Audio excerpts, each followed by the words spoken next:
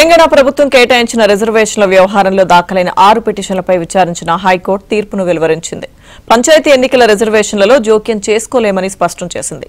చట్ట ప్రకారం ఎన్నికల ప్రక్రియలో జోక్యం చేసుకోలేమని ధర్మాసనం తెలిపింది. ఎస్సీ ఎస్టీ జనాభా లేని చోట కూడా ఆయా కులాలకు వార్డు మెంబర్లు, సర్పంచ్ రిజర్వేషన్లు కేటాయించారన్న పిటిషనర్లు కోర్టు దృష్టికి తెచ్చారు. ఇక 2011 జనాభా లెక్కల ప్రకారం సర్పంచ్ రిజర్వేషన్లు కేటాయించడం వల్ల తప్పులు దొర్లాయని తెలిపారు. రిజర్వేషన్లు కేటాయించిన చోట సంబంధిత కులానికి చెందిన వ్యక్తులు లేకపోతే ఎన్నికలు నిర్వహించబోమని ఎన్నికల సంఘం కోర్టుకు తెలిపింది. ఇక ఎస్సీసీ వాదనను రికార్డు చేసుకున్న హైకోర్టు పిటిషన్లపై విచారణ ముగించింది.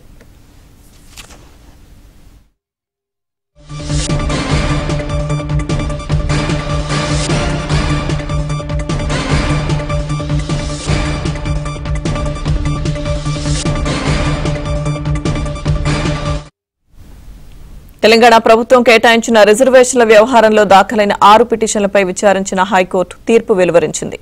పంచాయతీ ఎన్నికల రిజర్వేషన్లలో జోక్యం చేసుకోలేమని స్పష్టం చేసింది. చట్ట ప్రకారం ఎన్నికల ప్రక్రియలో జోక్యం చేసుకోలేమని ధర్మాసనం తెలిపింది. ఎస్సీ ఎస్టీ జనాభా లేని చోట కూడా ఆయా కులాలకు వార్డు మెంబర్లు, సర్పంచ్ రిజర్వేషన్లు కేటాయించారని పిటిషనర్లు కోర్టు దృష్టికి తెచ్చారు. 2011 జనాభా లెక్కల ప్రకారం సర్పంచ్ రిజర్వేషన్లు కేటాయించడం వల్ల తప్పులు దొర్లాయని తెలిపారు. రిజర్వేషన్లు కేటాయించిన చోట సంబంధిత కులానికి చెందిన వ్యక్తులు లేకపోతే ఎన్నికలు నిర్వహించబోమని ఎన్నికల సంఘం కోర్టుకు తెలిపింది. ఎస్సీసీ వాదనను రికార్డు చేసుకున్న హైకోర్టు పిటిషన్లపై విచారణ ముగించింది.